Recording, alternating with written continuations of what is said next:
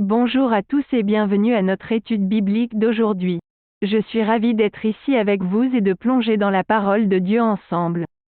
Aujourd'hui, nous allons explorer un personnage biblique fascinant, Salomon. Nous allons examiner sa sagesse et sa déchéance, et découvrir comment cela peut nous aider dans nos défis quotidiens. Dans le livre des rois, nous trouvons l'histoire de Salomon, qui était le fils du roi David. Salomon a été béni par Dieu avec une sagesse extraordinaire. Dans 1 Roi 3/5-14, nous voyons que Salomon a demandé à Dieu de lui donner la sagesse pour gouverner son peuple. Dieu a été si impressionné par cette demande qu'il a non seulement accordé à Salomon une grande sagesse, mais aussi la richesse et la prospérité. Cette sagesse de Salomon est devenue légendaire. Dans 1 Roi 4h29-34, il est dit que Salomon était plus sage que tous les hommes de son temps, et que les gens venaient de partout pour entendre sa sagesse. Sa sagesse lui a permis de résoudre des conflits, de donner des conseils justes et de prendre des décisions éclairées. Cependant, malgré cette sagesse extraordinaire, Salomon a fini par tomber dans la déchéance. Dans 1 Roi 11/1-13, nous lisons que Salomon s'est éloigné de Dieu en épousant des femmes étrangères qui adoraient d'autres dieux. Ces mariages ont conduit Salomon à adorer également ces faux dieux, ce qui a provoqué la colère de Dieu. Dieu a alors décidé de retirer une partie du royaume de Salomon et de le donner à un autre. Cette histoire de Salomon nous enseigne deux leçons importantes. Tout d'abord, elle nous montre l'importance de la sagesse dans nos vies. La sagesse nous aide à prendre de bonnes décisions, à vivre en harmonie avec les autres et à connaître la volonté de Dieu. Nous devons donc chercher la sagesse de Dieu dans notre vie quotidienne, en priant et en lisant sa parole. Mais la déchéance de Salomon nous rappelle également la fragilité de notre relation avec Dieu. Même si nous avons été bénis par Dieu, nous pouvons facilement nous éloigner de lui si nous ne restons pas vigilants. Les tentations et les distractions de ce monde peuvent nous entraîner sur une voie dangereuse.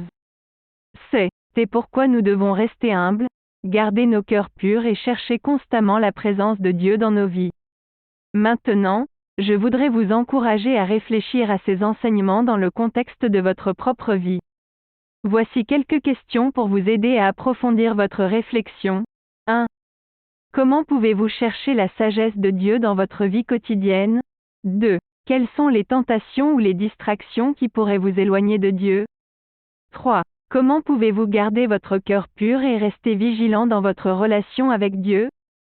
Prenez le temps de réfléchir à ces questions et d'échanger vos réflexions avec les autres membres de notre communauté.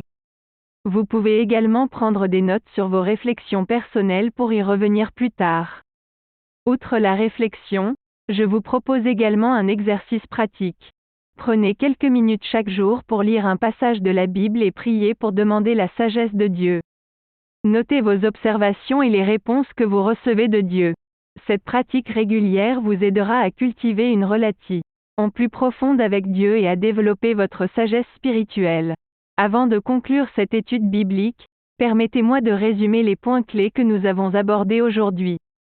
Nous avons vu comment Salomon a été béni avec une sagesse extraordinaire, mais comment il est tombé dans la déchéance en adorant des dieux étrangers. Nous avons appris l'importance de chercher la sagesse de Dieu dans nos vies et de rester vigilants dans notre relation avec lui. Je vous encourage à méditer sur ces enseignements et à les appliquer dans votre vie quotidienne. Que la sagesse de Dieu vous guide dans toutes vos décisions et que vous restiez ferme dans votre relation avec lui. Enfin, je voudrais vous rappeler de soutenir nos efforts de diffusion numérique en vous abonnant à notre chaîne YouTube et en interagissant avec notre contenu en aimant, en partageant et en commentant. Votre soutien est précieux pour nous aider à atteindre plus de personnes avec la parole de Dieu. Merci d'avoir participé à cette étude biblique.